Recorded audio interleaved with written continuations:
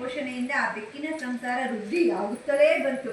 ಆದರೆ ಶ್ರೀಮಾತೆಯವರು ಯಾವಾಗಲೂ ಜೇರಂಬಾಟಿಯಲ್ಲೇ ಇರುತ್ತಿರಲಿಲ್ಲವಲ್ಲ. ಆಗಾಗ ಕಲ್ಕತ್ತಕ್ಕೆ ಹೋಗಬೇಕಾಗುತ್ತಿತ್ತು. ಒಂದು ಸಲ ಅವರು ಕೈಗೆ ಕಲ್ಕತ್ತಕ್ಕೆ ಹೊರಡುವ ಮೊದಲು ಜ್ಞಾನ ಬ್ರಹ್ಮಚಾರಿಗಳನ್ನು ಕರೆದು, ನೋಡಪ್ಪ, ಈ ಬೆಕ್ಕುಗಳಿಗೆ ದಿನವೂ ನೀನೇ ಅನ್ನ ಹಾಕಬೇಕು. ಆಗ ಅವು ಆಚೀಚಿನ ಮನೆಗಳಿಗೆ ಹೋಗಿ ಕದಿಯುವುದು ತಪ್ಪುತ್ತದೆ ಎಂದು ಹೇಳಿದರು.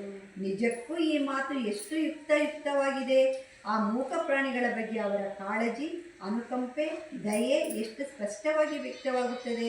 ಆದರೆ ಅವರು ಅಷ್ಟು ಸ್ಪಷ್ಟವಾಗಿ ಹೇಳಿದರೂ ಬ್ರಹ್ಮಚಾರಿಗಳು ಈ ಮಾತನ್ನು ಗಂಭೀರವಾಗಿ ತೆಗೆದುಕೊಳ್ಳುತ್ತಾರೆಂದೇನೂ ನಿಶ್ಚಯವಿರಲಿಲ್ಲ.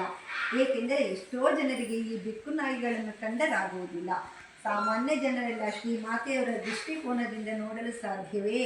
ಆದ್ದರಿಂದ ತಮ್ಮ ಅನುಪಸ್ಥಿತಿಯಲ್ಲಿ ಎಲ್ಲರಿಂದಲೂ ಈ ಬೆಕ್ಕುಗಳಿಗೆ ಸಂಕಟ ಒದಗಿ ಬರುತ್ತಿತ್ತು ಎಂಬ ಬ್ರಹ್ಮಚಾರಿಗಳಿಗೆ ಮಾರ್ಮಿಕವಾಗಿ ಇನ್ನೊಂದು ಮಾತು ಹೇಳಿದರು.